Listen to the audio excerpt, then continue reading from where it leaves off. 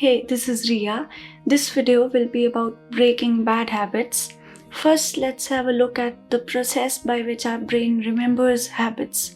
This is a cue which triggers craving, which motivates response, which provides reward, which satisfies the craving.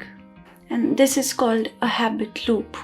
For example, your phone vibrates, you want to see what's in there, you grab the phone, you satisfy the craving. So the cue was the phone vibrating. What is the cue of the habit you are trying to break? For example, you are writing an exam, you become stressed, you start to bite your nails. The cue was you writing your exam.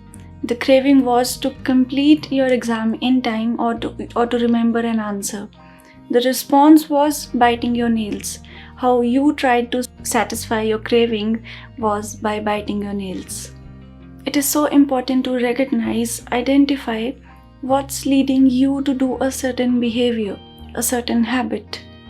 In the book Atomic Habits, the author nicely puts together that your habits are modern day solutions to ancient desires.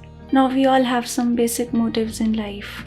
Conserve energy, obtain water and food, find love and reproduce, connect and bond with others, win social acceptance and approval, reduce uncertainty, achieve status and prestige. Craving is just specific manifestation of a deeper underlying motive. We repeat the habit because it is satisfying or it serves us in some way. We find the habit satisfying because we have created positive association with it, which further makes it more attractive. For example, if I start to believe and learn that smoking reduces my stress levels, then I have created a positive association with it. Habits are attractive when they are associated with positive feelings, and they are unattractive when they are associated with negative feelings. So to break a habit, we have to change association with it. Association with it. To make the habit unattractive, we have to make it less satisfying. To make it less satisfying, we can do this. Tell someone that you are trying to break this habit of yours and ask them to keep an eye on your behavior. The book Atomic Habit mentions a habit contract, which is a written or a verbal agreement which states your commitment and the punishment if you don't stick to what you say. This agreement is between you and the other person. So now you are not only accountable to yourself but to another person also. Or you can make a rule that you will report to a family member or a friend with a track of the habit you are trying to break. Also, when you know that someone is keeping an eye on your behavior, it is itself a motivator. Humans care a lot about what other people are thinking of them, so we change our behavior accordingly. This is how to make a habit unsatisfying. We add cues to the environment when we are trying to build a habit. For example, I'll place bottles at different places in my house if I want to increase my water intake. Similarly, if I want to break a habit, I have to remove cues from the environment which trigger my craving. For example, if I'm trying to reduce the time I spend on social media, I'll remove the social media apps from my phone.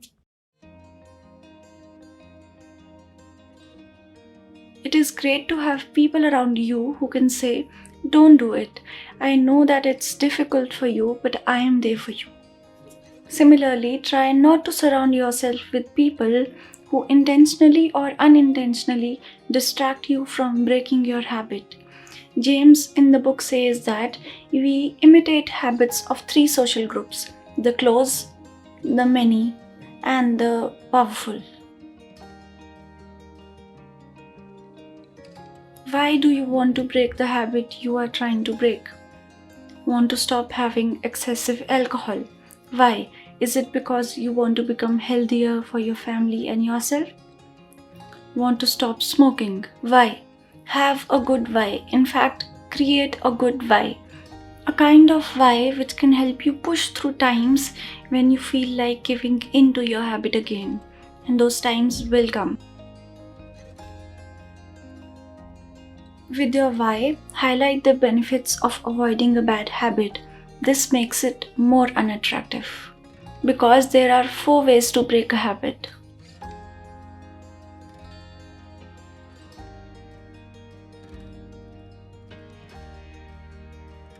Now there are also some ways with a little different approach. How do you feel before and after you indulge into a bad habit? Become fully aware of any sensations in your body that arise before you bite your nails, if the habit is nail biting. Maybe your body muscles get tight and tensed. Maybe you feel restless. Now that you have started noticing these sensations, practice being comfortable with them. Let them come and let them go.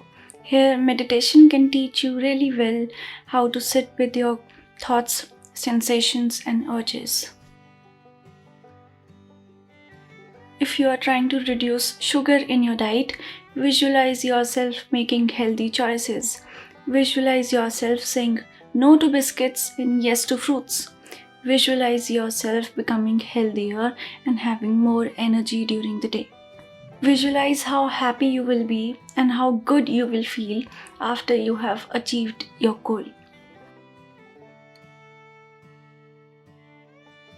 If you are trying to quit smoking, say, I don't smoke instead of saying I can't smoke. Using can't makes you feel like you are missing out on something. Using don't brings you in control of the situation.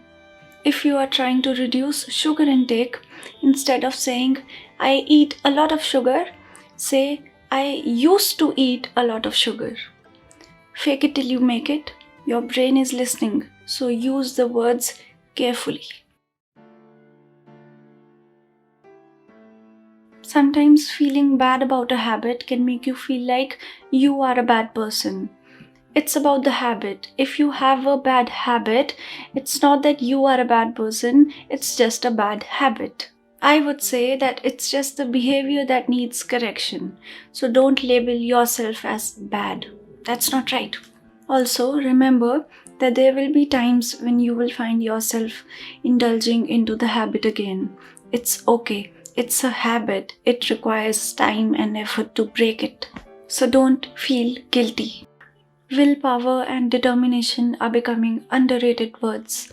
Believe me, if you have strong willpower, strong determination, and you use some scientific ways to break a habit, you can do it. I trust you. Nothing can stop you. Now, some of the habits we used as examples, like excessive alcohol consumption, smoking, may become addictions. They may require professional help. Now, there are so many ways for de-addiction. I always say this, you just have to take the first step. There are people who can help you. There were quite a lot of words and ideas in this video from the book Atomic Habits by James Clear.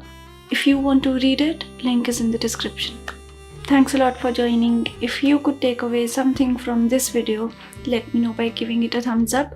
You can support the channel by subscribing and turning on the notifications. See you next time. Take care.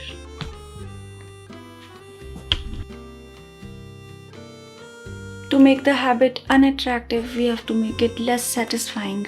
To make it less satisfying, we have to